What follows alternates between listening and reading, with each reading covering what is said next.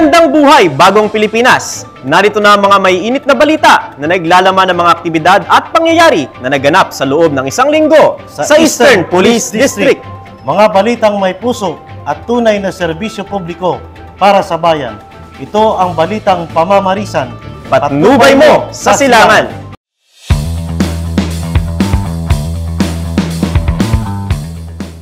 Matagumpay na nahuli ang most wanted person ng Pasig City sa kasong murder at pagbebenta ng iligal na droga na kinilalang si alias Jerry, 42 anyos at residente ng Barangay Pinagbuhatan, Pasig City.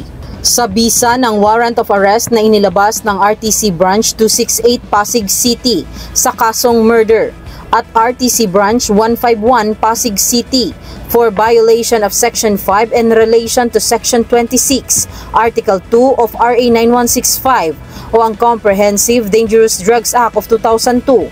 Nahanap at nahuli siya ng mga tauhan ng Pasig City Police Station. Napag-alaman din na itong sospek ay miyembro ng Rex Fahad Criminal Group. Matapos ihain sa sospek ang mga warrant of arrest nito at basahan ng kanyang karapatan ay maayos naman itong sumama sa mga otoridad.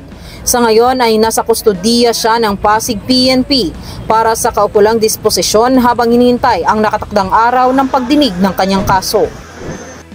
Sa bisa ng warrant of arrest na inilabas ni Honorable Presiding Judge Marisa P. Estaba ng RTC Branch 111 Bacoor City, Cavite noong ika-22 ng Oktubre taong kasalukuyan sa kasong RA 9262 o ang Anti-Violence Against Women and Their Children. Natunton at naaresto ng Pasig City Police Station Warrant and Subpoena Section ang most wanted person na kinilalang si alias Felix, 41 anyos at residente ng Barangay Kapitolyo, Pasig City. Matapos ihain ang warrant of arrest sa suspect at basahan ang kanyang karapatan bilang akusado, maayos naman itong sumama sa mga otoridad at kasalukuyan siyang nakapiit sa Pasig City Police Station Custodial Facility para sa kaukulang proseso at disposisyon ng kanyang kaso. Tinitiyak ng PNP na paigtingin pa ang kampanya kontra kriminalidad, madakip ang mga may sala sa batas at mabigyang hustisya ang mga biktima.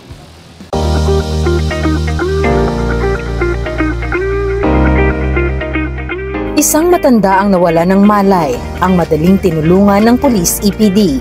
Ayon kay Patrolman Rolly Morco, personnel ng Eastern Police District Mobile Force Battalion, habang sila'y nagsasagawa ng police patrol visibility sa kahabaan ng Marcos Highway, Barangay San Roque, Marikina City. May lumapit sa kanila at humihingi ng tulong dahil may matandang babae na nawalan ng malay.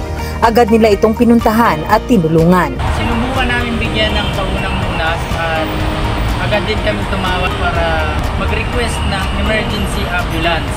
Kami po ay nagpapaalala sa ating kababayan, lalo na sa may mga edad na, mag-ingat at kung maaari po ay magsama tayo upang may aalalay sa ating diyan. Sa anumang oras at sitwasyon, huwag magdalawang isip na humingi ng tulong sa ating kapulisan dahil sila'y laging nandyan at handang magbigay ng serbisyong may malasakit. At yan po ang mga nagbabagang balita mula sa distrito ng mahuhusay. May profesionalismo at disiplinadong pulis, Ang Eastern Police District. At kami po ang inyong tagapaghatid ng mga balitang pamamarisan. Ako po si Patrolman Yancy Paul Blancaflor. Ako naman po si Police Master Sergeant Edgar Blancaflor. Tunay na pamamarisan. Police EPD yan. Ang patnubay mo sa silangan. Dahil sa bagong Pilipinas, Ang gusto ng Police EPD. ligtas ka!